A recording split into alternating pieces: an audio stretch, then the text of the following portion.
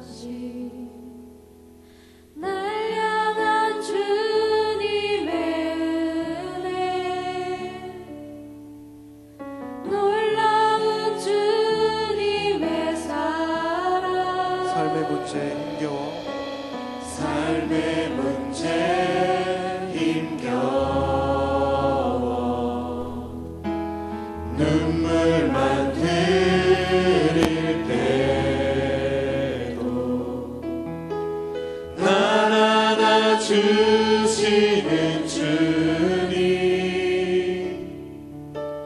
한없는 주님의 사랑 나 찬양하네 나의 믿음 주께 드려 나의 삶이 주를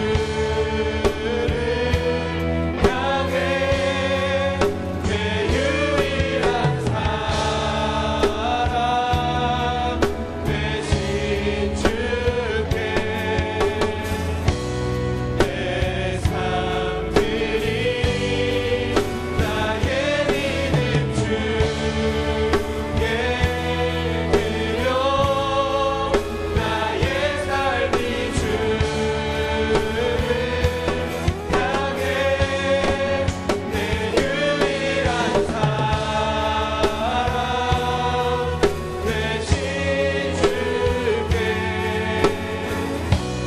내 삶들이 한 번 더 우리 찬양하실 때에 오늘 이 시간 스탠딩 예배로 주님께 드리는 예배가 먼저는 우리의 아버지 하나님께로 삶을 내어드리는 그 그러한 작업이, 그러한 과정이 먼저 이루어져야 하는 줄 압니다.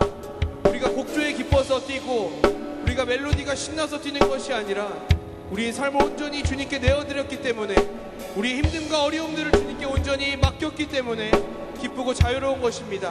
오늘 이 시간 찬양하시면서 우리 삶을 주님께 드리며 나아가시기 원합니다. 한 번 더 찬양하시면서 이 찬양 우리의 고백으로 올려드립시다. 소망 없는 내 삶에, 소망 없는 내 삶에 새 생명 허락하신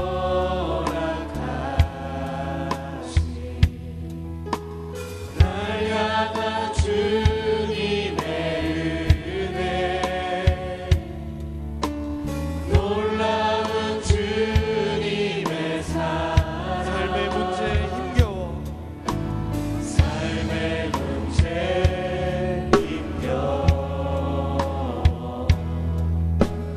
눈물 만들게 돼도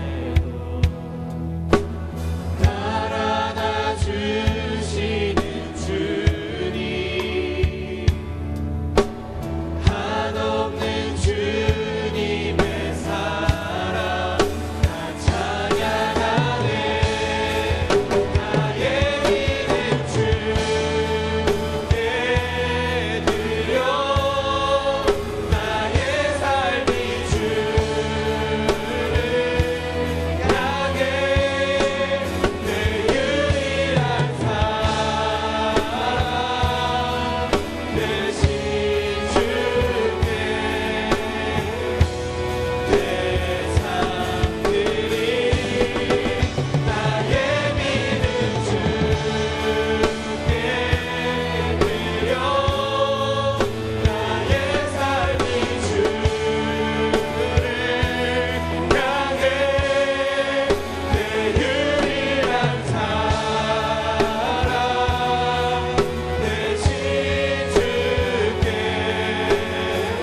한 번 더 찬양합시다. 나의 믿음 주께, 나의 믿음 주께 드려 나의 삶이 주를 향해 내 유일한 사랑 대신 주께 내 삶들이 나의 믿음 주께 나의 믿음 주께 드려 나의 삶이 주를 향해 내 유일한 사랑 대신 주께 함께 기도하며 나가십시다. 살아계신 주님 앞에 하나님 우리의 삶을 드립니다. 우리의 삶을 온전히 주님 앞에 드립니다. 우리의 삶을 온전히 받아 주옵소서. 소망 없는 내 삶에 새 생명을 허락하신 주님 앞에 내 삶을 드리며 나아갑니다. 우리 함께 고백하며 나가십시다. 주님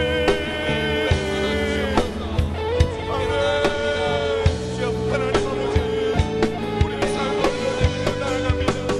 하나님 자꾸 예배를 드리며 하나님 우리 안에 온전히 주님만을 향하고 주님께로만 향하여 나아가길 소망합니다. 우리 예배를 받아주시고 우리의 온전한 삶을 온전히 주께서 받으시고 인도하여 주옵소서. 하나님 온전히 받아주시길 소망합니다. 오 주님,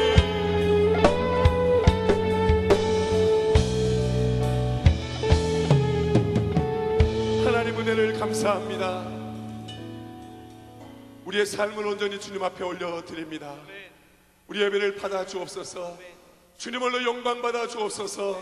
예수님의 이름으로 기도합니다. 아멘. 우리 하나님께 박수로 영광 올려드리겠습니다. 할렐루야.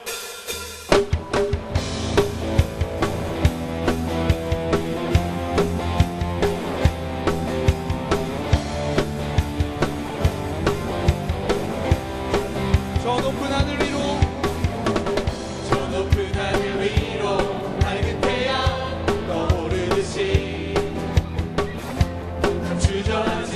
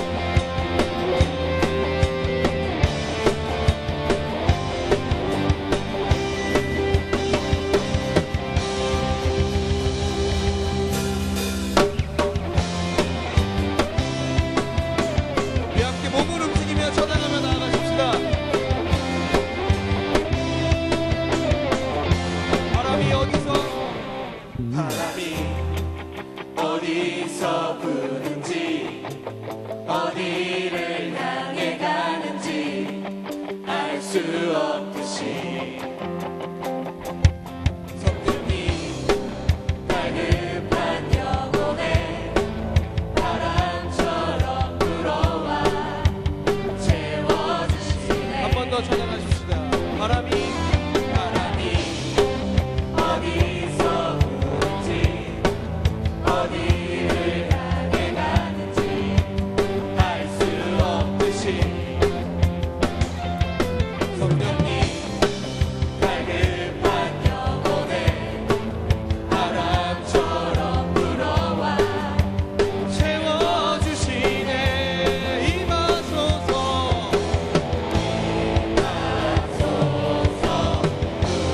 한 번 더 임하소서. 임하소서. 부으소서. 성령님 이름을 부으사 내 영의 빈잔을 채우소서. 예수를 부어주소서. 우리에게 성령님 열방을 살리는 권능의 기름을 부으사 부흥의 물 적게 하소서.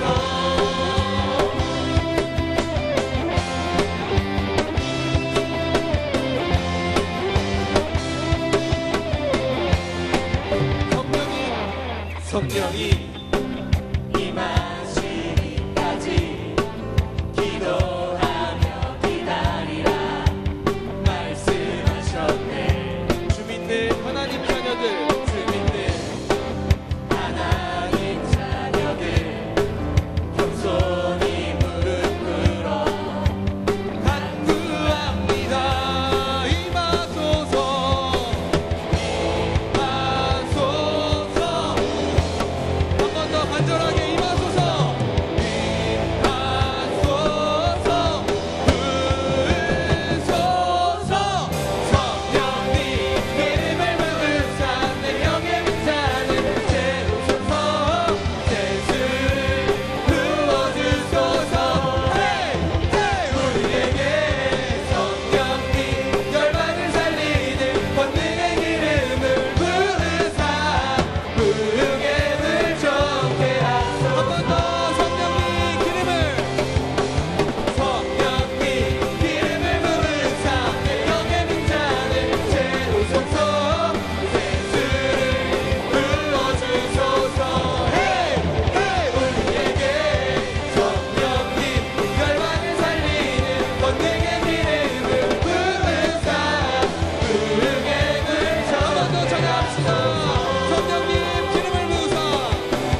성령님 기름을 부으사 내 영의 빈잔을 채우소서. 예수를 부어주소서.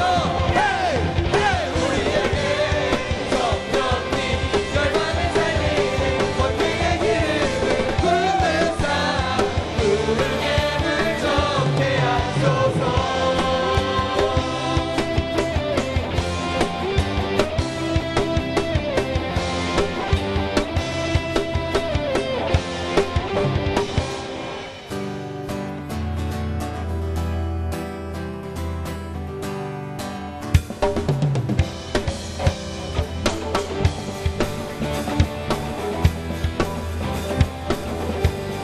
우리 고백하며 나갑시다.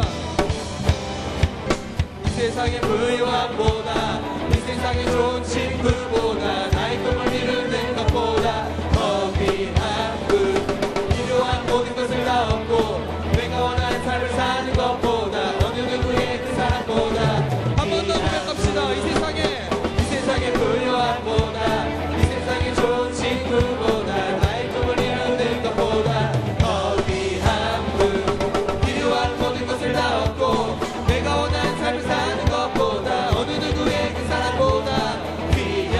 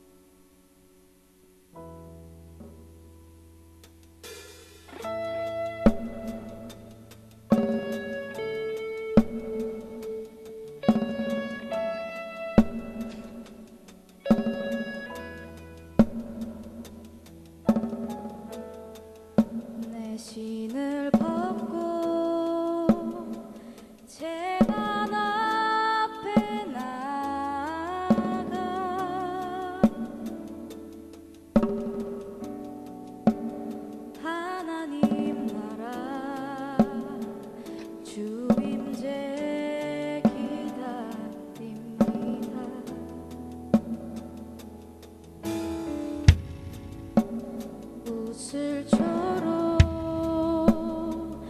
내 영 거룩해 하사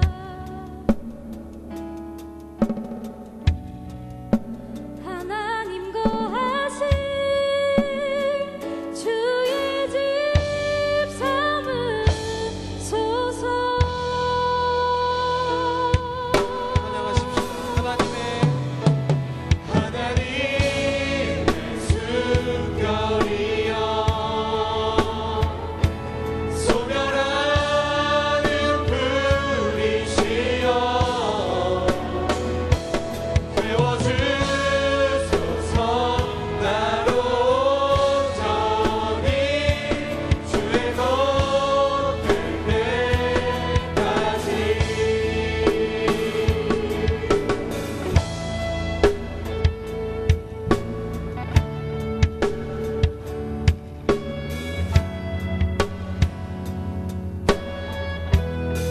주님 없는 주님 없는 세상 즐거움보다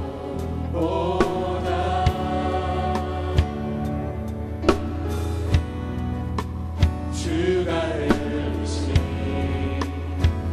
눈물 더 원합니다.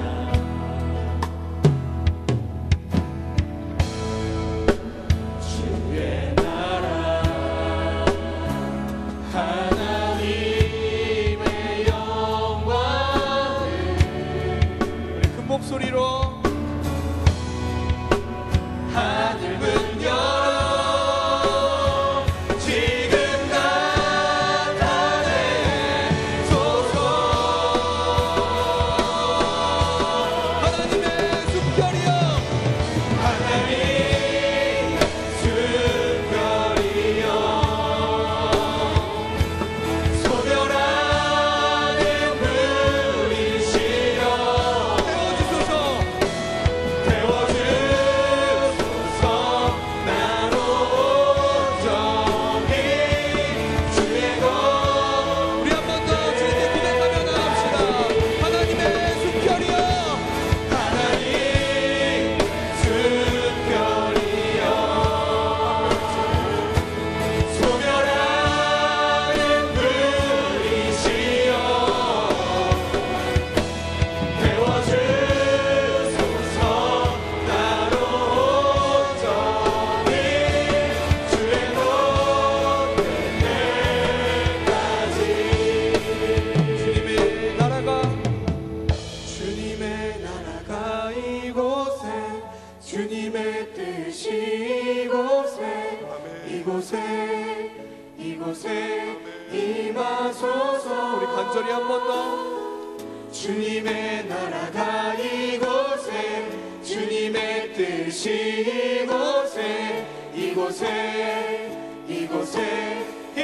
임하소서. 주님의 나라가 이곳에 주님의 뜻이 이곳에 임하소서. 주님의 나라가 이곳에 주님의 뜻이 이곳에 임하. 주님의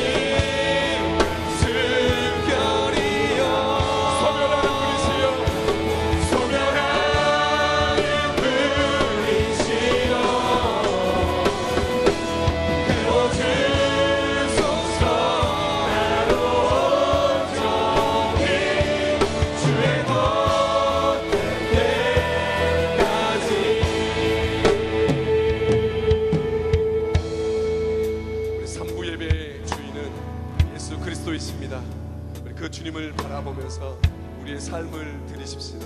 우리의 삶을 드리면 예배의 주인 되신 우리 주님께서 우리를 새롭게 하실 것이고 주님이 받으시기에 합당한 사람으로 우리를 이 시간에 새롭게 하여 주실 것을 믿습니다. 아멘. 그것을 기대하며 우리 기도하며 나갔으면 좋겠습니다. 하나님, 내 삶을 드립니다. 저를 새롭게 하여 주옵소서. 우리 함께 기도하며 나가겠습니다. 하나님 아버지, 은혜를 감사합니다. 하나님, 이 시간에 저희들을 불러주시고 예배의 주인이신 주님을 바라보며 함께 찬양하고 또 주의 말씀을 듣기를 소망합니다. 우리의 삶을 드리오니 우리를 새롭게 하여 주시고 주님이 기뻐하시는 모습으로 우리를 새롭게 하여 주시기를 원합니다. 주님의 것으로 삼아주시고 주님의 것 될 때까지 저희들을 새롭게 하여 주시기를 간절히 소망합니다. 하나님, 삼부 예배를 통하여 주님 저희들을 새롭게 하여 주시옵소서. 오 주님,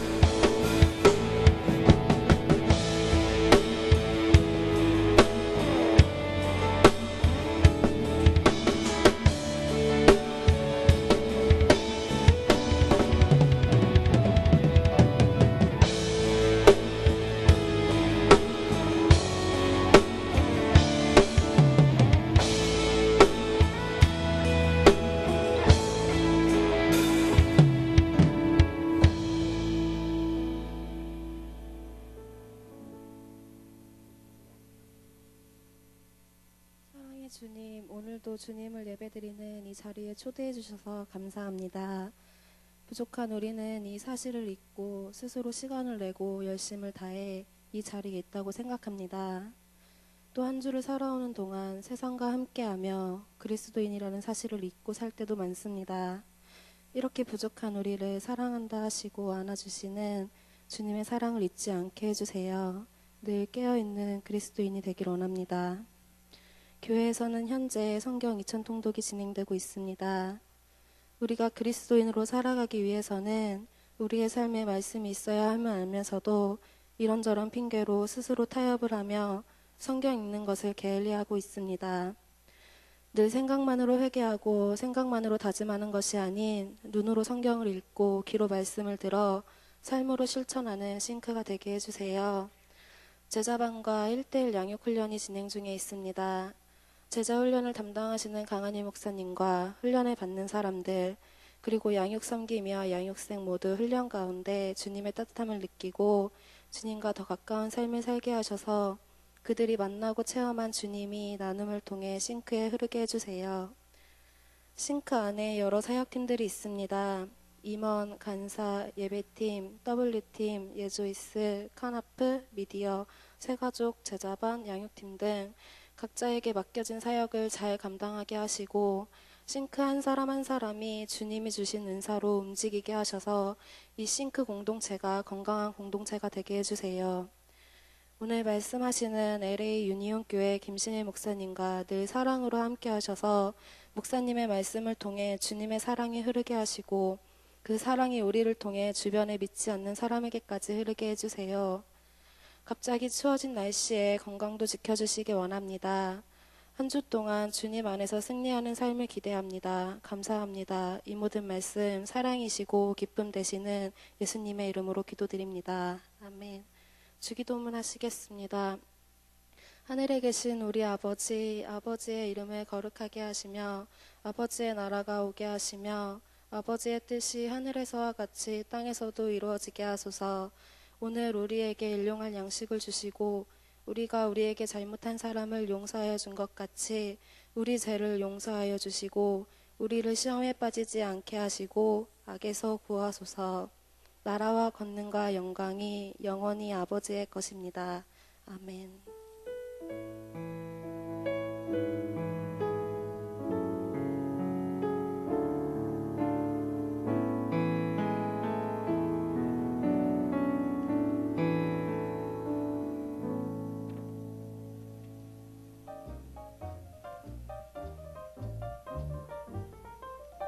짜잔! 싱크는 새가족 여러분과 함께해서 행복합니다. 안녕하세요. 1월 넷째 주 싱크뉴스입니다. 새가족 여러분 환영합니다. 교회에 아직 등록하지 않으셨거나 청년부 등록을 원하시는 분들은 예배 후 화면의 새가족 등록 부스로 찾아와 주세요. 새가족 팀이 여러분을 기다리고 있습니다. 싱크에서 예수 그리스도를 내 삶의 주인으로 모신 음향, 조명, 엔지니어를 모집합니다. 자격 요건은 평소 음향과 조명에 관심이 많으시고 성실하게 임하실 청년을 모집합니다. 문의 및 신청은 예배팀 오해승 팀장에게 연락해 주시길 바랍니다. 많은 관심 부탁드립니다. 만남, 회복, 감동이 있는 선교적 싱크 가정 모임에서 청년 싱크체에 참여를 기다립니다. 예배 후 가정 모임에서 만나요. 요즘 날씨가 너무 춥죠? 이 추위를 뜨거운 열기가 가득한 금요 모임에서 녹이시는 건 어떨까요? 금요일 저녁 8시 예조이스와 함께 5층 503호에서 만나요. 손이 시려워 꽁 발이 시려워 꽁 겨울바람 때문에 꽁꽁꽁 다음 주에 또 만나요.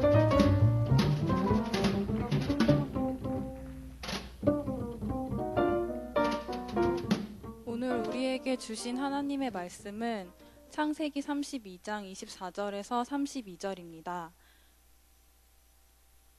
다 찾으신 줄 알고 봉독하겠습니다.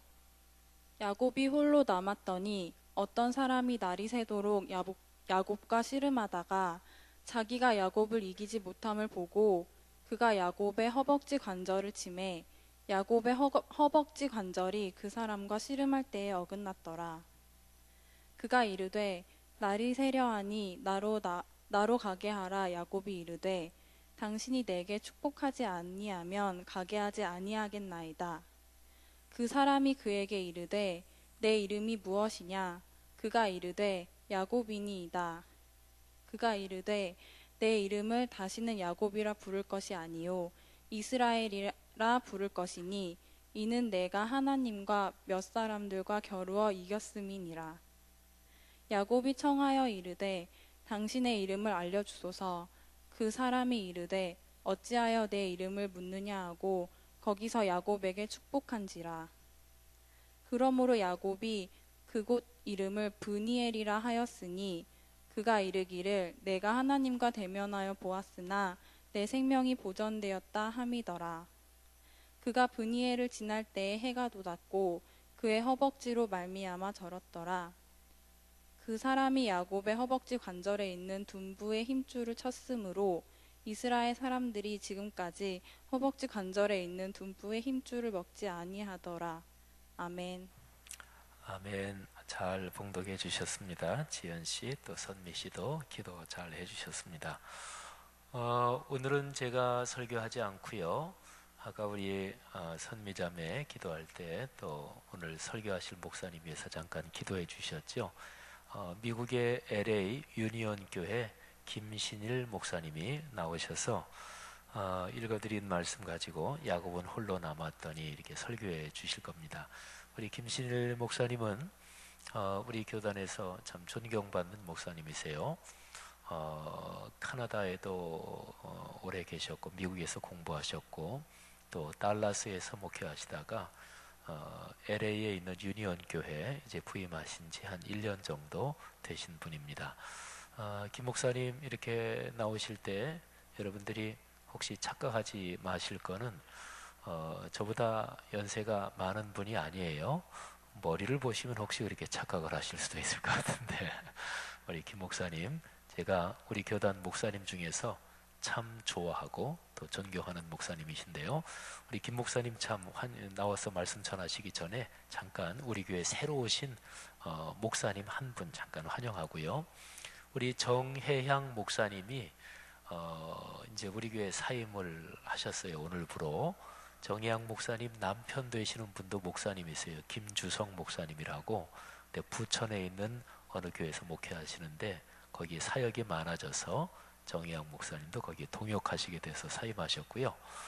그리고 정희양 목사님 네 분은 부천에서 목회하시는 교회가 초교파 교회이기 때문에 우리 교회의 협동 목사님으로 소속은 계속 두고 계십니다.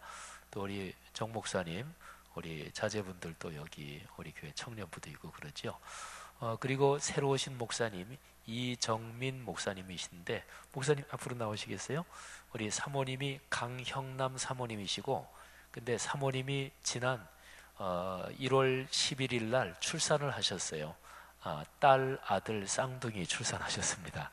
결혼하신 지는 여러 해 되셨는데 우리 첫 아이 보셨는데 쌍둥이 보셨어요. 그래서 사모님은 같이 못 오셨고, 우리 이정민 목사님, 우리 청년부 뭐 직접 사역하시지 않지만 또 우리 교회 오신 목사님이니까 한번 인사드립니다. 잠깐 인사드리고 나중에 혹시 이런 저런 기회 뵐 기회 있으면 교회에서도 반갑게 인사했으면 좋겠어요. 자, 목사님 인사하겠습니다. 박수로 한번 크게 환영하세요. 예. 그래, 맞습니다. 자, 우리 김신일 목사님, 제가 참 좋아하고 존경하는 목사님인데, 목사님 나오실 때 우리 박수로 축복합니다, 환영합니다. 우리 맞이하겠습니다. 예.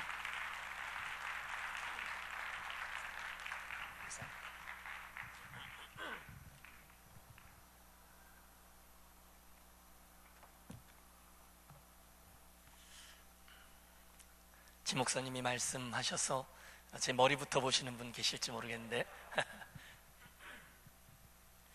먼저 죄송한 말씀을 드립니다. 여러분, 제가 외모와 달리 목소리가 굉장히 낭낭한 편인데 제가 일본 집회 그리고 필리핀 일정 막 마치고 돌아오면서 목이 굉장히 많이 잠겼습니다. 하지만 저의 그 인간적인 부족함을 하나님께서 이 시간에 은혜로 채워주실 줄로 믿습니다.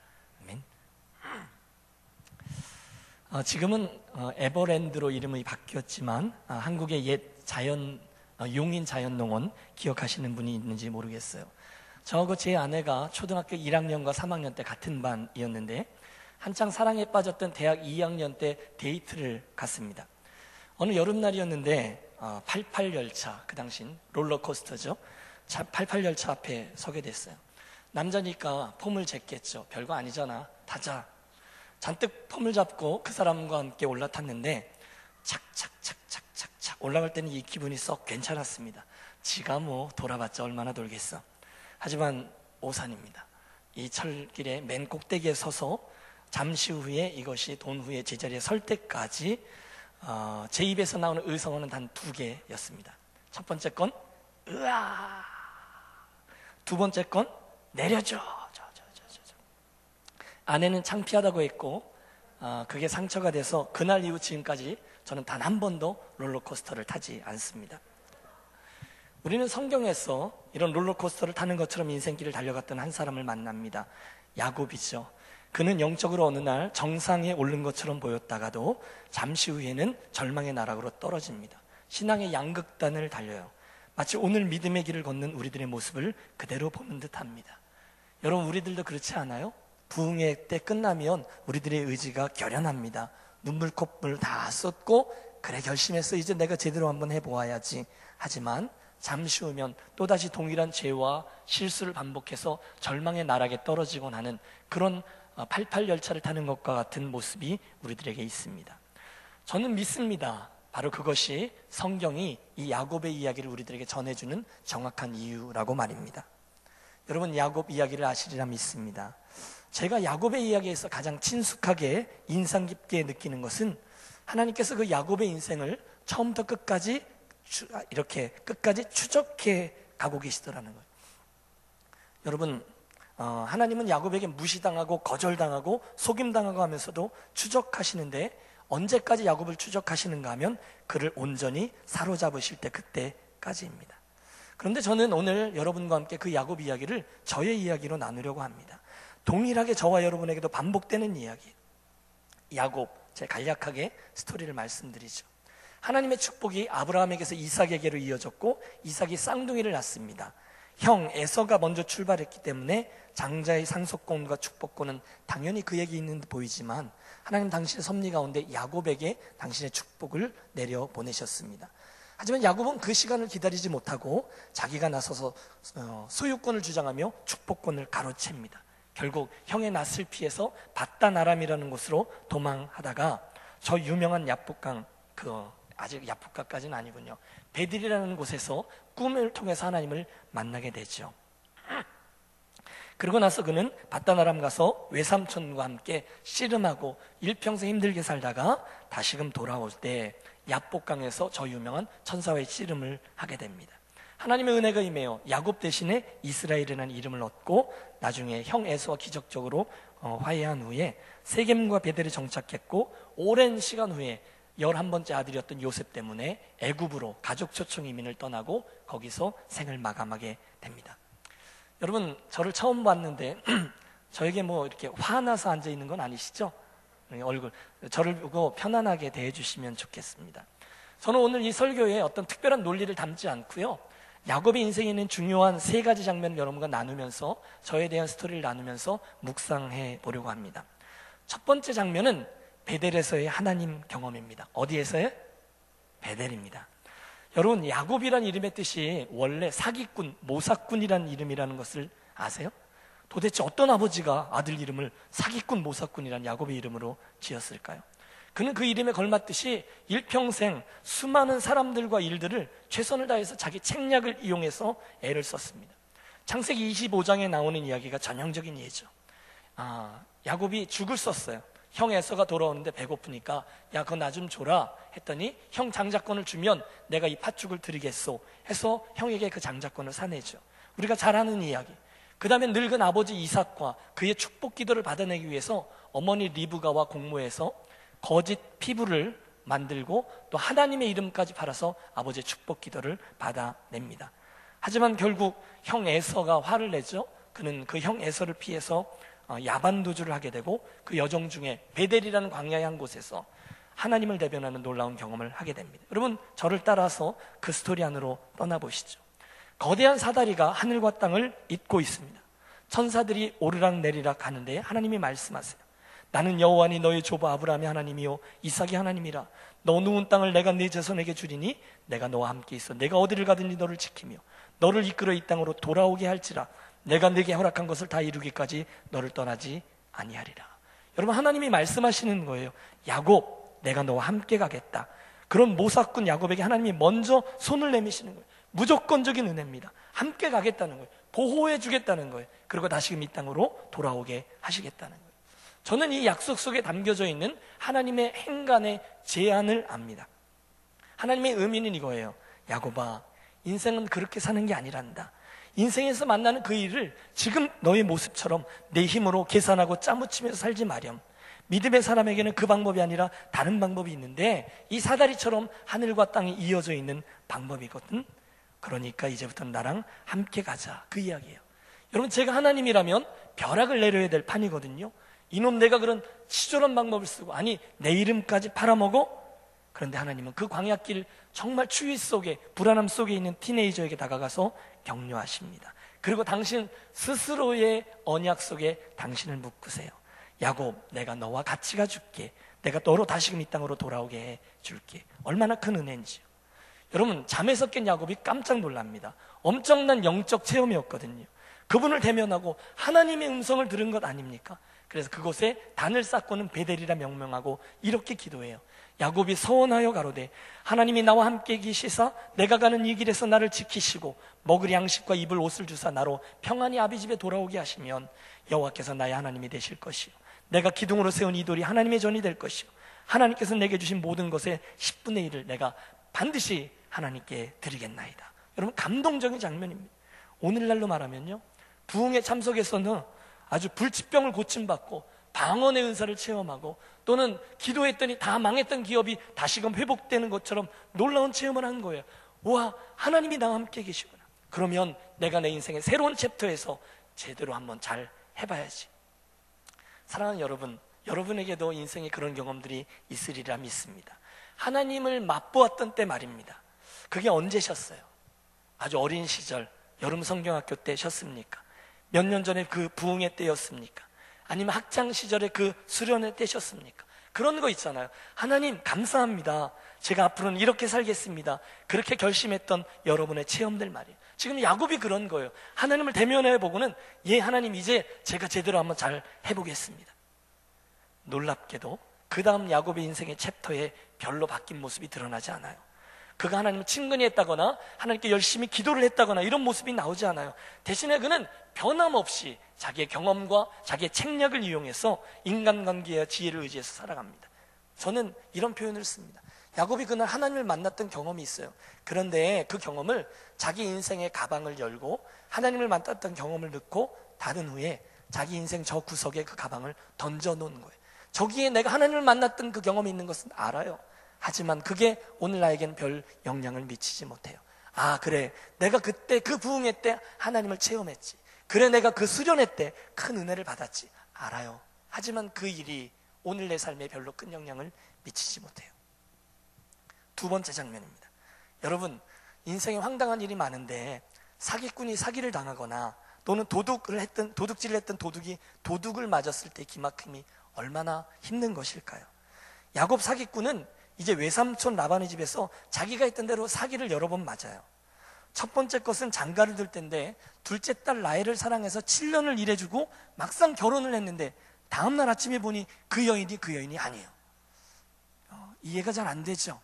그런데 제가 재작년에 광야의 베두인들 장막에서 하루를 잤는데 이해가 됐어요. 지륵 같은 암흑 속에서 그 여인이 아닌 거예요. 할 수 없죠. 또다시 7년을 일해서 사랑하는 라헬을 얻습니다. 그게 끝이 아니에요. 이후에 외삼촌 라반은 그의 품삯을 10번이나 번역합니다. 다시 말하면 떼어먹었다는 거예요. 세월이 흐르고 야곱이 독립을 시도합니다. 삼촌이 저를 챙겨주는 척하면서 또 다른 거래를 시도해요.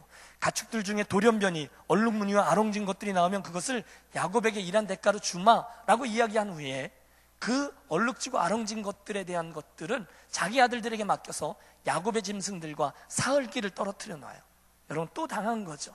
그 아롱진 짐승들이 태어날 가능성이 없는 거죠. 그러나 하나님의 은혜로 야곱은 오히려 더 많은 아롱진 것들을 갖게 돼서 큰 부자가 됩니다. 하지만 또다시 사촌들에게 미움을 받고 야반도주를 시도해요. 참 힘든 나그네 인생길, 야곱이 그런 사람입니다. 자, 그가 떠나가야 될 곳은 고향밖에 없었습니다. 여러분, 나그네 생활 아세요? 떠돌이 생활, 갈 곳 없는 자. 아마 그래, 죽더라도 내가 고향에 가서나 죽자 하며 돌아갔을지도 몰라요. 하지만 고향에 가까이 가면 갈수록 20년 전 어머니가 했던 이야기가 귓가에 맴돌아요. 내 형 에서가 너를 죽여 그 한을 풀려 하노니. 엄청난 공포감이 그에게 엄습합니다. 순간 야곱이 공포에 젖어 있는 것을 아시고 하나님이 저를 격려하세요. 오늘 우리가 32장을 보았는데 32장 앞부분에 보면 하나님이 그 곤고함 중에 있던 야곱에게 자기의 사랑하는 군대를 보내주세요. 마하나임, 걱정하지 마라. 내가 너를 지킨다고 약속하지 않았느냐. 그런데도 야곱은 이해하지 못합니다. 아직도 하나님을 의뢰하지 않습니다. 또다시 계략을 짭니다. 늘 하던 방식이죠. 그래서 아첨을 하며 형이 좀 용서해 줄지도 몰라 엄청난 뇌물을 보냅니다. 그러나 돌아온 이들은 화해의 소식보다 당신의 형 에서가 400인의 장정과 함께 오고 있습니다라는 무시무시한 보고를 하죠. 야곱의 공포심이 극에 달합니다. 하지만 아직도 하나님을 의뢰하지 못합니다. 수많은 기회들 속에서 여전히, 여러분, 제가 계속해서 아직도라는 단어를 쓰고 있는 것을 기억해 주십시오. 그는 포기하지 않아요. 끝까지 자기가 해보려고 애를 써요. 그래서 가장 사랑하는 가족들을 뒤로 하고 덜 사랑하는 가족들을 먼저 야복강으로 보내고 좀 있다가 그래도 더 많이 사랑하는 가족들을 건너 보냅니다. 하지만 어찌되었건 마지막 순간이 다가옵니다. 뒤로 처지고 또 처지고 하다가 드디어 저가 야복강가에 홀로 남겨져요. 여러분, 하나님의 이 용의 주도함을 보십시오. 하나님은 일평생 그를 추적하시다가 결국 그 인생의 가장 중요한 시기에 저를 그 코너 궁지에 몰아 넣으신 겁니다. 바로 거기서 나온 설교 제목이 이겁니다. 야곱은 홀로 남았더니. 여러분, 인생에 이런 일들이 자주 있습니다. 오늘 24절의 말씀을 주목해 보세요. 야곱은 홀로 남았더니, 홀로 남았습니다.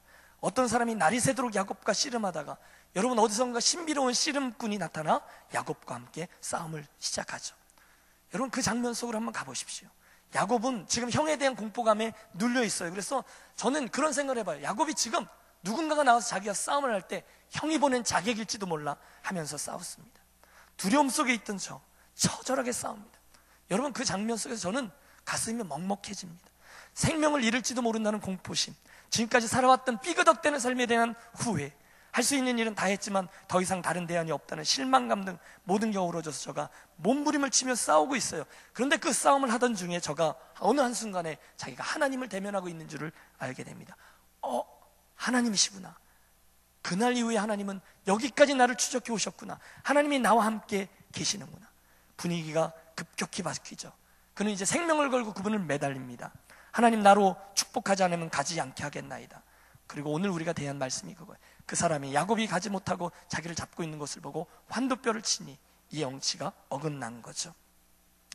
여러분, 그러나 야곱은 놓지 않습니다. 그 생애의 끝, 몰린 벼랑 끝의 자리에서 상처 입고 고통에 공포심에 질린 채 혼자 남게 되었습니다. 여러분, 처절해요. 해볼 것은 다 해보았습니다. 소용이 없어요. 그런데 그 인생의 막장에서 눈을 들어보니 눈앞에 하나님이 서 계신 겁니다. 하나님! 그래서 저가 마지막 힘을 다해서 그분을 붙든 거예요. 하나님, 나를 축복하십시오. 그렇지 않으면 녹지 않겠습니다. 여러분, 저는 그 행간에서 또다시 읽습니다. 야곱이 깨달은 건 이겁니다. 그렇구나. 내 인생의 문제들은 단지 내가 최선을 다한다고 해서, 내가 정말 열심히 일한다고 해서, 내가 영리하게 처신한다고 해서 그래서 되는 게 아니구나. 인생이란 건 하나님 그분의 도우심과 그분의 동행하심이 있어야 하는구나. 하나님, 여기까지 와주셨군요. 제가 이제 하나님을 붙듭니다. 도와주세요. 이제는 아무도 없습니다. 하나님 외에는 없습니다. 하나님 외에는 안 됩니다. 나를 축복하소서. 여러분, 이 즈음에 잠깐 객관적이 되어 보시죠. 사실 그 즈음에 야곱의 삶은 썩 모양새가 괜찮습니다. 그가 수고해서 이루어낸 많은 것을 보세요. 그는 한 가문의 족장이었습니다. 수많은 가족들과 하인들을 거느렸습니다. 가축들로 떼를 이루었습니다. 그는 당시 베두인들의 잣대를 가지고 보면 전혀 모든 것을 다 갖춘 사람처럼 보여요. 하지만 그 인생의 막장에서 그것들은 그에게 아무런 힘도 의미도 되어주지 못합니다. 그는 그 인생에서 가장 중요한 원리를 바로 그 절망 끝에서 대신 얻게 됩니다. 그래서 외쳐요. 하나님, 제가 알게 됐습니다. 함께 해주셔야 합니다. 제가 항복합니다. 하나님, 함께가 주십시오. 할렐루야. 여러분, 이게 놀라운 깨달음이에요. 그런데 여러분, 엄밀히 말하면 그것은 수십 년 전에 그 베델 땅에서 하나님이 티네이저였던 야곱에게 이미 해주셨던 말씀입니다. 야곱은 그 젊을 때 이미 그 제안을 받았습니다. 하늘 사닥달의 꿈을 통해서. 그러나 깨닫지 못하죠. 그래서 오늘까지 계속 자기가 해보겠다고 길을 쓰고 살아오는 거예요. 형 에서와의 경쟁에서도, 삼촌 라반과의 경쟁에서도, 사촌들과 아내들과도 계속 자기가 뭘 어떻게 해보려고 애를 썼어요. 심지어 큰 위기 앞에서도 하나님이 격려하신 마하나임 군대를 목도했음에도 깨닫지 못합니다. 계속해서 내가 그 인생의 주어는 항상 야곱 자신이었어요. 하지만 한순간 그 코너에 몰아놓으신 그 하나님 앞에서, 그 인생의 막다른 골목에서 깨달은 거예요. 인생이라는 것이 내가 내 힘으로 용써서 달려가는 게 아니라 하나님 그분과 함께 그분의 도우심으로 가야 하는 것이구나. 당신이 내게 축복하지 않으면 가게 하지 아니하겠나이다. 그래서 저가 처절히 부르짖은 거예요. 이름이 무엇이냐? 씨름하는 자가 묻습니다. 야곱입니다. 내 이름을 다시는 야곱이라 하지 말고 이스라엘이라 하라. 이는 내가 하나님과 사람으로 더불어 겨루어 이겼음이니라. 할렐루야. 여러분, 하나님이 지금 누가 이겼다고 말씀하십니까? 이 질문이 어려워요? 지금 하나님이 야곱아, 내 이름을 이스라엘이라 하라. 하나님과 사람으로 더불어 내가 이겼음이라 하라. 하나님이 누가 이겼다고 말씀하십니까? 야곱이 이겼다고 말합니다. 상처 입었어요. 쩔뚝댑니다. 하지만 그는 이겼습니다. 내가 해보려고 애를 쓰고 망하고 상처 입고 절름발이가 된 후에야 승리를 얻었습니다. 하나님을 붙들었어요. 하나님이 내가 이겼다 말씀하세요. 하지만 저는 봅니다.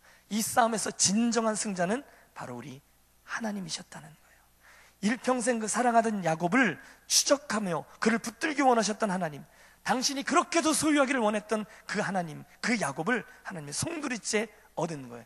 야곱이 항복했어요. 하나님, 이게 아니었군요. 제 힘으로, 제 노력으로, 제가 애써서 해서 그렇게 살아가는 게 아니라 하나님의 방법으로, 하나님의 인도하심으로 살아가야 하는 것이군요.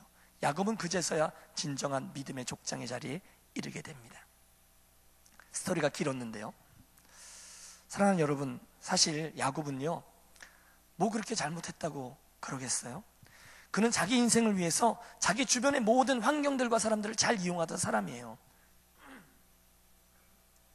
오늘날 여러분의 입장에서 보면 그는 열심히 공부해서 소위 말하는 좋은 대학을 나오고요, 유학 갔다 와서 대기업에 입사하고 직장 상사들과 동료들과 좋은 관계를 맺고 네트워크를 잘 이용해서 생존 경쟁에서 승리하고 한 40대가 되었는데 대기업의 임원으로 승진한 그런 사람 정도라고 표현할 수 있을지 모르겠어요.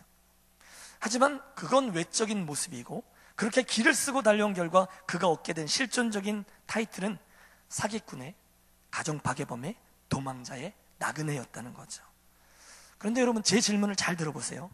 만일 그가 맨 처음에 자기가 약속의 상속자가 될 거라는 하나님의 약속을 믿고 그분에게 기회를 제공했었더라면, 혹시 저가 그 베델에서의 하나님 경험 후에 하나님의 제안대로 하나님을 의뢰하고 그분의 인도하심과 이끄심에 이끌려가는 인생을 살았다면 아마 이야기는 완전히 달라졌을 거예요. 야곱은 형과 또 아버지를 속일 필요가 없었을 겁니다. 바단 아람으로 도망하면서 어머니와 생이별을 해야 될 필요도 없었을 겁니다. 외사촌들과 삼촌과 어우러져서 속고 속이는 비열한 짓을 할 필요가 없었을 거예요. 왜냐하면 맨 처음부터 하나님이 나랑 같이 가자, 내가 약속의 상속자다라고 말씀하셨기 때문이죠. 그러나 슬프게도 야곱은 그 하나님의 일하시는 때와 그 제안을 거절하는 거죠. 가장 좋은 방법, 하나님과 함께 걷는 인생의 방법을 거부했습니다. 저는 모르고 왔지만 이 3부 예배가 청년들 중심의 예배라고 들었습니다. 사랑하는 여러분, 오늘 여러분은 어떻게 인생길을 달려가고 있으십니까? 제가 미국에 사는데요, 외국에 살면서 우리 조국을 바라보아도 참 쉽지 않은 상황처럼 보여서 안타깝습니다. 여러분, 정말 장난이 아니죠. 힘에 지나도록 수고하고 애쓰고 그렇게 애를 써야만 한국에서 겨우 어떻게 살아남지 않을까, 그런 생각을 해봐요. 그래서 여러분들 한 분 한 분을 보면 정말 열심히 달려갑니다. 진하게 애를 써요. 그게 잘못된 게 아니잖아요. 그런데 말입니다, 혹시 여러분의 그 성실함 참 좋은 건데 정말로 그렇게 열심히 내 인생을 어떻게 해보려고 하다 보니까 자칫 그 하나님을 의지하고 그분의 이끄심에 이끌려가는 인생이라기보다는 야곱처럼 성실하려고 하다 보니까 이런저런 지름길을 찾고 사람들과 기회들을 이용하고 경쟁하고 그러면서 그분을 잊은 채로 달려가는 야곱이 내 이야기가 될 수 있다는 것입니다. 아, 장난 아닌데, 인생 정말 열심히 해야 되는데, 맞죠? 그런데 자칫 나도 모르는 사이에 잠잠히 하나님을 의뢰하기보다는 내가 고민하고 내가 계획하고, 물론 하나님이 필요하다는 걸 누가 모르겠어요. 하지만 그분을 믿기는 믿지만 그분이 나에게 주셨던 은혜들의 추억들은 있지만 그것들은 영적인 추억의 책가방에 남아 내 인생 구석 어딘가 두고 그냥 내가 오늘 열심히 해보겠다고 달려가는 야곱의 모습이 혹시 저와 여러분의 모습은 아니냐는 것이죠. 저는 배우고 싶습니다. 물론 여러분, 내가 사람들과 상황들을 이용해서 좋은 결과를 얻어내는 게 뭐가 나쁘겠어요. 그러나 사랑하는 여러분, 하나님은 내 눈앞에 있는 상황들과 사람들과 관계뿐이 아니라 내 인생 전체를 보시는 분인 줄로 믿습니다. 그분은 내 눈앞에 있는 그 일뿐이 아니라 그 일의 결과와 그 일의 끝이 어디로 연결되어 있는지를 다 알고 계세요. 그리고 이 모든 일에 우리를 사랑하기 때문에 가장 좋은 길로 우리를 인도해 주기를 원하시는 분이에요. 하나님은 늘 하늘 사다리를 우리들에게 잇기 원하세요. 함께 가자는 거예요. 야곱 그 방법이 아니라 나하고 함께 가는 하늘 사다리의 방법으로 살자는 거예요. 여러분, 오해하지 마십시오. 제가 결단코 여러분에게 여러분의 인생에 대해서 무책임하게 어떻게 하지 말고 무계획적으로 살아가라, 이런 말씀을 드리는 게 아니에요. 말씀 삶 공동체잖아요. 처음부터 아예 그분하고 동행하며 그분이 여시는 문과 그분이 이끄시는 그 기회에 잠잠히 나를 드리고 맞추어 가는 삶을 이야기하려는 거예요. 이 두 사이를 여러분 좀 잘 알아채셨으면 좋겠어요. 제 이야기를 좀 나누어 드릴게요. 여러분, 제가요, 제 인생에서 가장 잘한 일이 하나 있습니다. 물론 공식적으로는 제가 제 아내와 결혼한 일이 가장 잘한 거라고 얘기하고 다니지만 진짜로 잘한 일은 제가 신학교를 졸업하면서 순수를 찾아서라는 모토 아래서 강원도 산골행을 택한 거예요. 여러분, 제가 91년도 신학교 졸업반 때 우리 성락교회 유년부 전도사로 섬겼습니다. 모르셨죠? 별로 관심이 없으니까. 예. 그런데 제가 11월 달에 결혼을 하고요, 12월이 되었는데 교단 최초로 교단 전도사 후보자 교육이라는 걸 했어요. 그런데 그게 제 인생의 터닝 포인트가 되었습니다. 그 당시 저희들의 로망은 우리 지영은 목사님처럼 일찌감치 유학을 떠나서 열심히 공부해서 학위를 취득하는 겁니다. 그리고 돌아와서 모교에서 가르치고 목회도 하고 이런 거였어요. 저도 예외가 아닙니다. 여러분 제가 공부를 좀 했습니다. 의외라는 듯한 얼굴 표정을 어줍지 않은 엘리트 의식을 가지고 있어서요, 졸업반 어간에 제가 유학 팜플렛을 들고 다녔습니다. 그런데 그 전도서 후보자 교육에 참석했는데 은퇴하신 노 목사님들이 강사로 오셨어요. 그 기대치가 확 내려갔죠. 여러분 젊은 신학생일 때 비판적인 사고가 많았는데 그렇게 큰 호감을 갖고 있다거나 존경한다거나 하지 않았던 나이 많으신 은퇴하신 목사님들이 오셨어요. 말씀도 어눌하시고 공부도 그렇게 많이 하신 분들이 아닌 그분들이 오셔서, 그런데 딴 게 아니라 당신들의 목회 이야기를 해주셨어요. 목회가 어떤 건지, 교회를 사랑하는 게 어떤 건지, 성도를 사랑하고 성도들을 위해서 희생하며 사는 게 무엇인지를, 스토리들을 들려주셨는데, 여러분 스토리의 위력을 아시죠? 그 스토리 안에 제가 막 빨려 들어가는 거예요. 철저히 깨집니다. 이런 거죠. 그 어르신들의 일평생 주님을 사랑하며 헌신했던 삶의 모습을 보면서 당시 제가 꿈꾸고 있었던 목회나 성공적인 인생이라는 것에 대해서 퀘스천 마크가 생겨나는 거예요. 너무너무 제가 인간적이고 세속적으로 느껴지는 거예요. 주님이 저에게 이렇게 물으시는 거예요. 사랑하는 아들아, 너 신학교 처음 들어갈 때 내 속에 있었던 순수함은 어디 갔니? 너 아골골짝 빈들에도 가고 존귀 영광 모든 것에 주님 홀로 받으소서, 멸시천대 십자가는 제가 지고 가오리니, 그렇게 불렀던 찬송 어디 갔니? 그러시는데요, 제가 하나님 앞에 벌거벗겨져서 너무너무 부끄러운 거예요.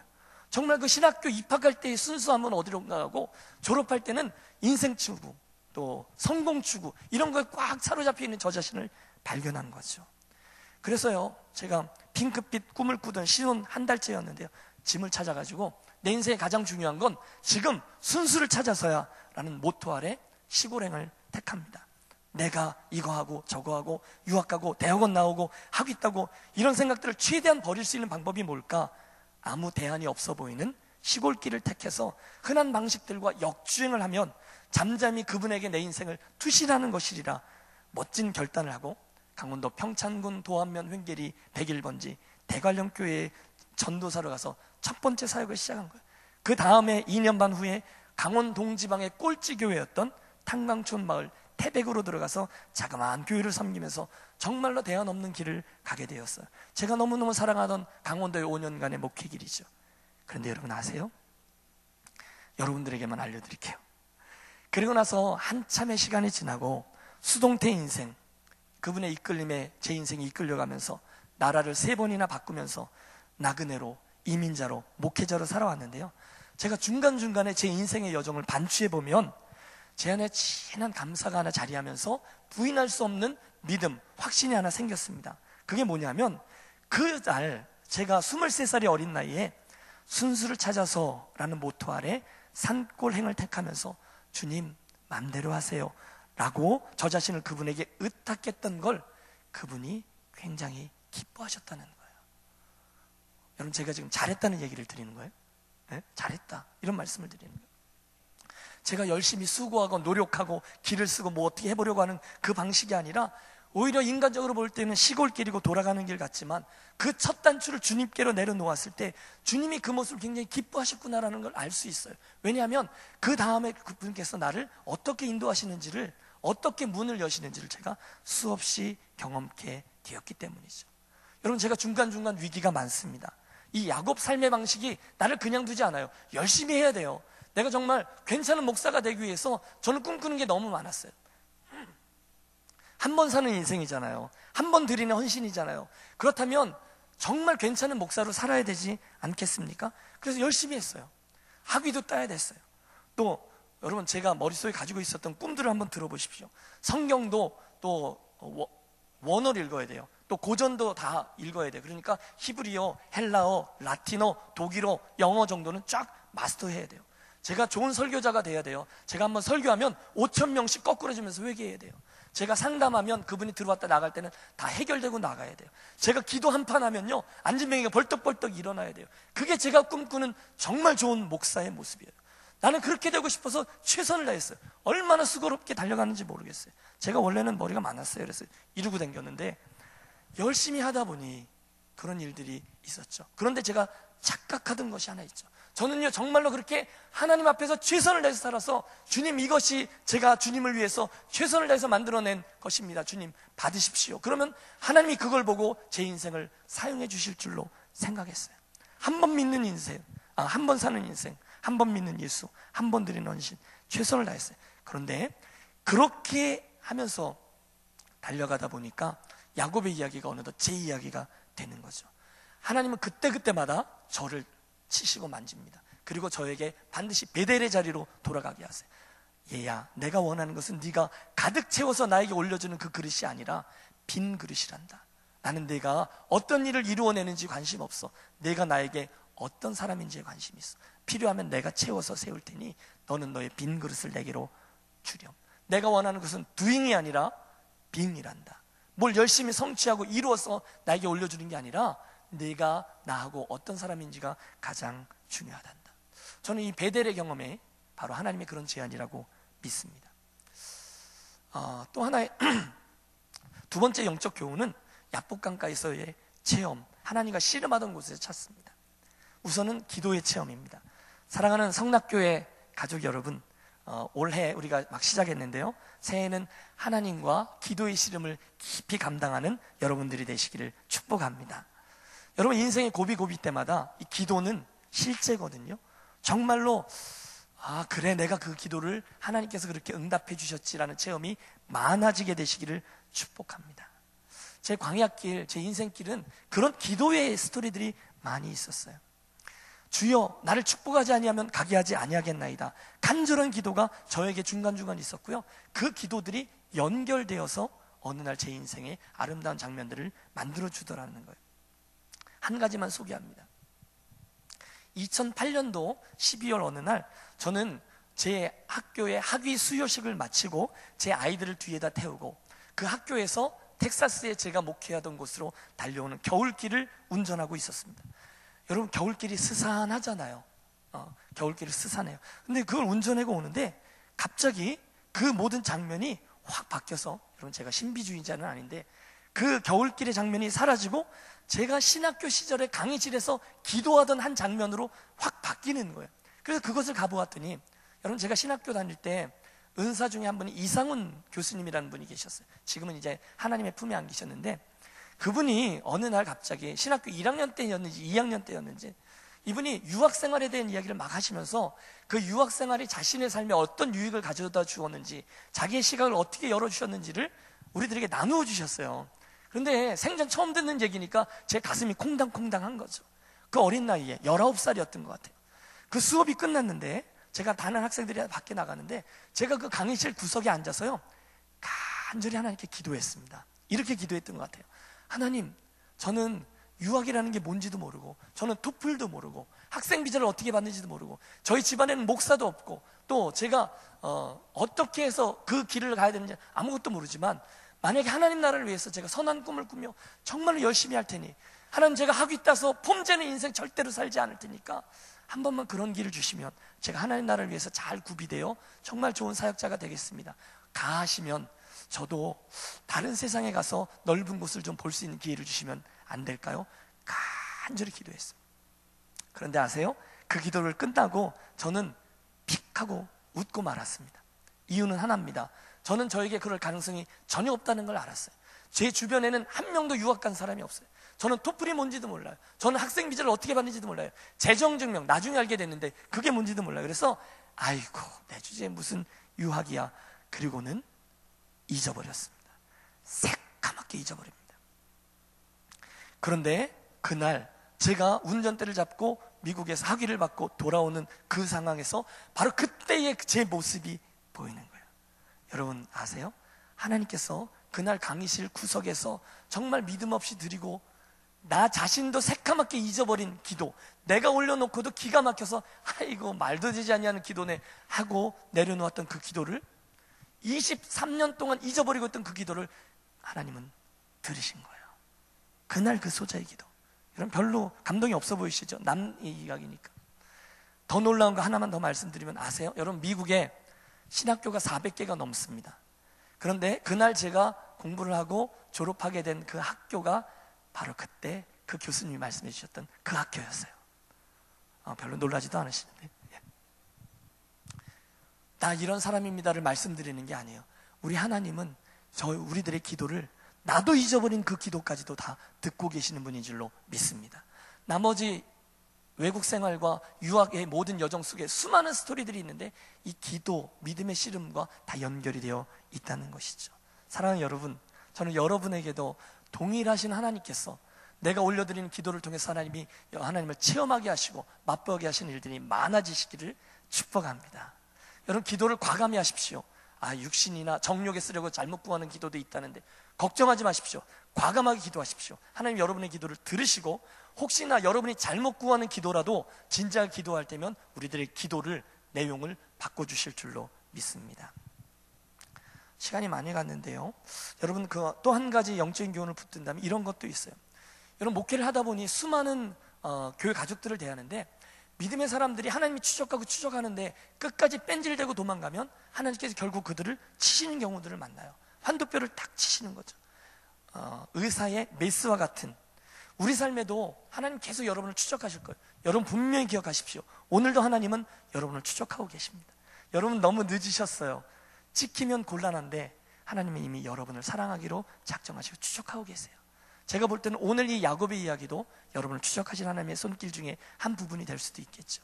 혹시 오늘 여러분의 삶에 일어나고 있는 그 일이 하나님께서 나를 건드리고 지적하고 찌르고 하시는 그 추적의 손길은 아닌지 한번 돌이켜 보십시오. 최근 언제 여러분은 하나님을 체험해 보셨습니까? 오늘 여러분의 삶을 추적하고 계시는 하나님의 신호는 무엇입니까?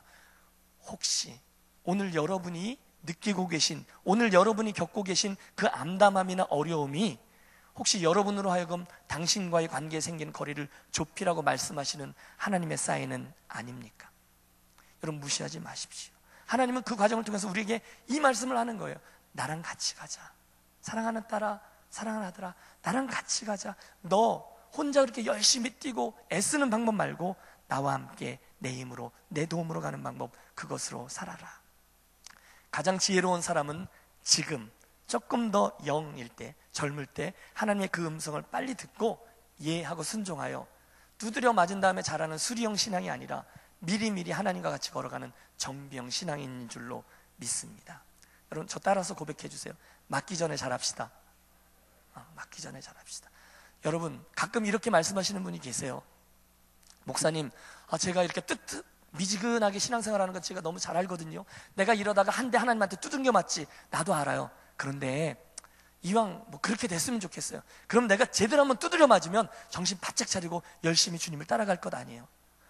여러분 철딱선이 없는 소리 하면 안 돼요. 왜냐하면 그 일은 굉장히 아파요.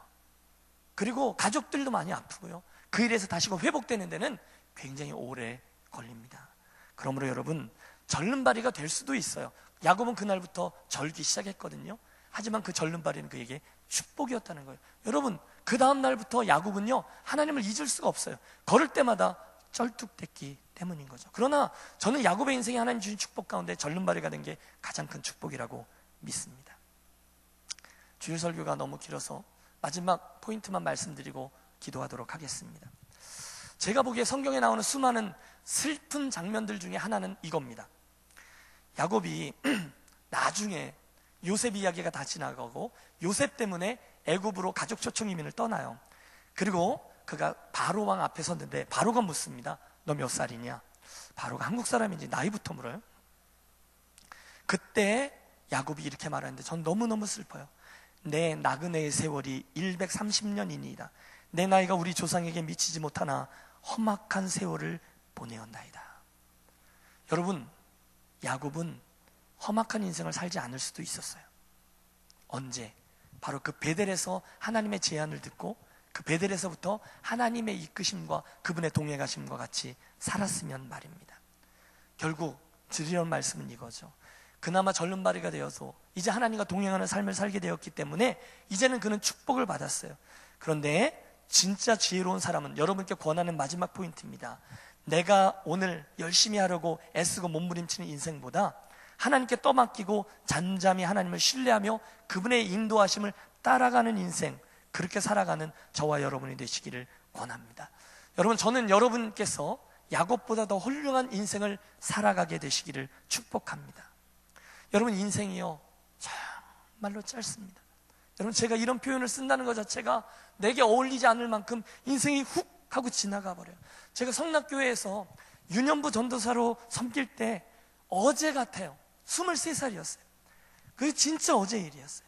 그런데 훅 지나가서 오늘 이곳에 25년이 지나서 이렇게 선다는 게 저는 믿어지지가 않아요. 어제 일 같아요. 여러분, 제 말을 믿으세요. 인생은 너무 빨리 가요. 그런데 드리는 말씀이 이겁니다. 지금 여러분의 나이 때 항복해서 절름발이가 되지 아니하고 하나님의 일들을 감당하며 살아나간다면, 절름발이가 된 이후에 그래도 다행이지만 하나님의 사람으로 걸어가는 것보다 훨씬 더 많은 일들을 감당하며 하나님 나라에 상급 쌓는 일들을 할 수 있다는 거죠. 여러분, 하나님의 추적하시는 손길을 피할 수 있는 분은 한 분도 계시지 않아요. 여러분은 너무 늦었어요. 여러분을 향한 하나님의 사랑의 추적은 이미 시작됐고 계속될 겁니다. 언제까지? 저와 여러분이 온전히 항복하고 그분의 손에 붙들릴 때까지입니다. 바라기는 저와 여러분이 오늘 본문의 야곱이 되어서 아예 맨 처음 베델에서부터 하나님과 함께 그분을 의지하고 그분과 동행함으로 그와 좀 더 다른 믿음의 선진으로 스토리를 써 내려가시고 여러분의 후배들에게 귀감이 되는 복된 21세기의 야곱들이 되시기를 주의 이름으로 축원합니다. 한번 기도하겠습니다.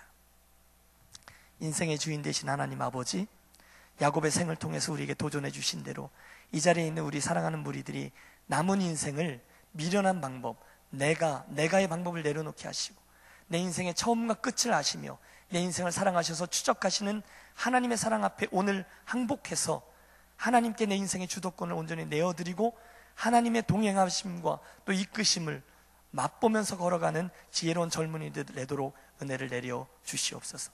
하나님, 우리 사랑하는 청년들을 끝까지 추적해 주시는 사랑으로 인하여 감사합니다. 혹시나 우리 사랑하는 청년들 가운데 미련하게 인생의 궁지에 몰려서 하나님의 사랑에 때문에 매맞고 항복하는 인생들 우리 가운데 없게 하시고, 하나님 정말 살아계신 분인지 한번 두드려 맞고 예수 잘 믿어보겠다고 나서는 이들도 없게 하시며, 대신에 한 번 사는 인생, 한 번 드리는 헌신, 오늘 진작부터 아버지께 항복하고 소유 이전해서 아버지의 이끄심 아래 인생길을 걸어가는, 그래서 우리들의 인생 자체가 하나님에게 선용되고 열매 맺는 그런 인생들 되도록 축복해 주옵소서.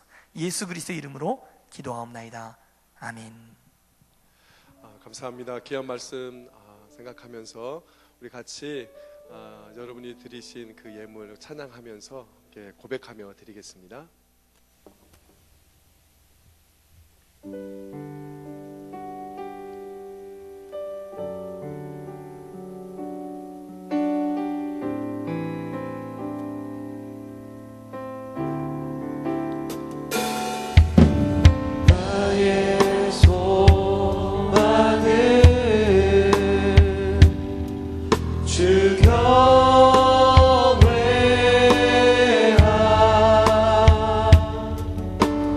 내 마음을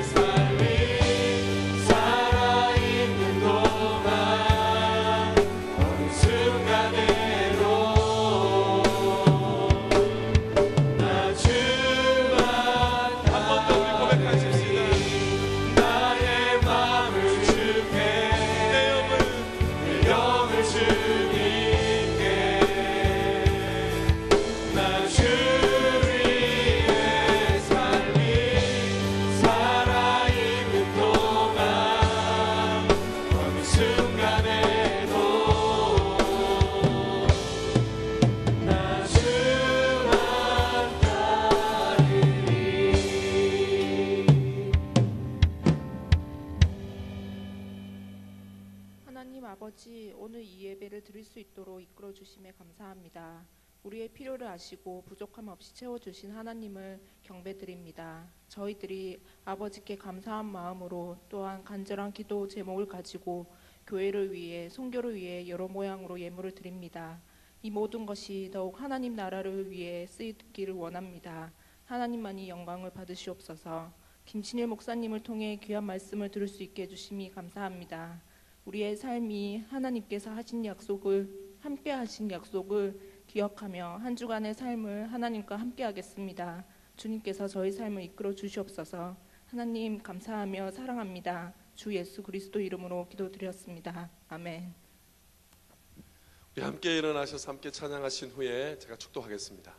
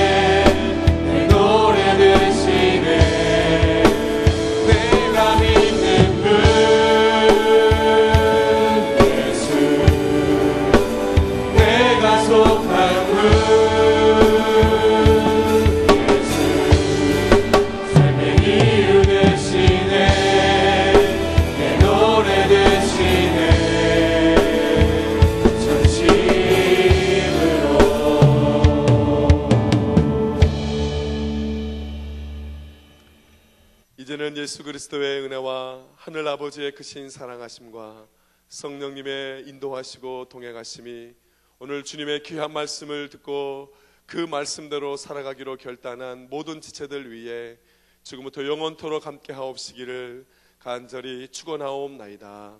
아멘.